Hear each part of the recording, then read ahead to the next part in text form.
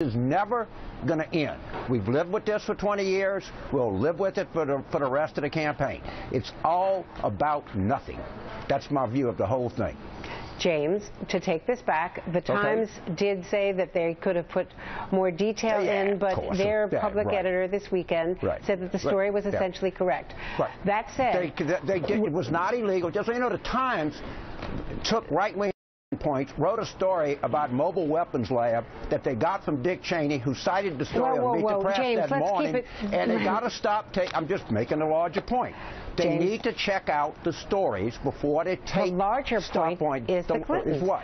The fact is that Dianne Feinstein is not some Republican talking point. Dianne Feinstein said that she has to speak to this, that she has to address it. Others have, in fact, made that point off camera. Democrats are saying to every political reporter in town that this should at least be addressed. This is the same thing, Andrea. I've lived through this. What happened to Foulgate? What happened to Travelgate? What happened to Pardongate? What happened to Benghazi? You can go find a Democrat that says anything. My point is, this was legal in accordance with regulations. Colin Powell and Jeb Bush did the same thing. So I just don't see. I don't see the deal here. But next week there'll be a different story. It's a story about the foundation taking money from Middle East governments. Why doesn't somebody come down and see how much New Orleans universities after Katrina took from Middle East governments? Well, we're not going to do that because there's one set of rules for the Clintons and there's one for everybody else. James, and I'm not playing along with the game. When Hillary Clinton was confirmed, she accepted a certain set of rules. That there would not be foreign contributions while she was Secretary of State. And as it turns out, as they've now acknowledged, she didn't go along with the ethics waiver that she had accepted, number one. Number two, I mean, let's take that. What about the foreign contributions? You know what? People will have to decide. I think it was the government of Algeria that gave money to the Clinton-Bush initiative for earthquake aid in Haiti. Take it and run with it as far as you want. Oh, my God, let's all get out of breath here.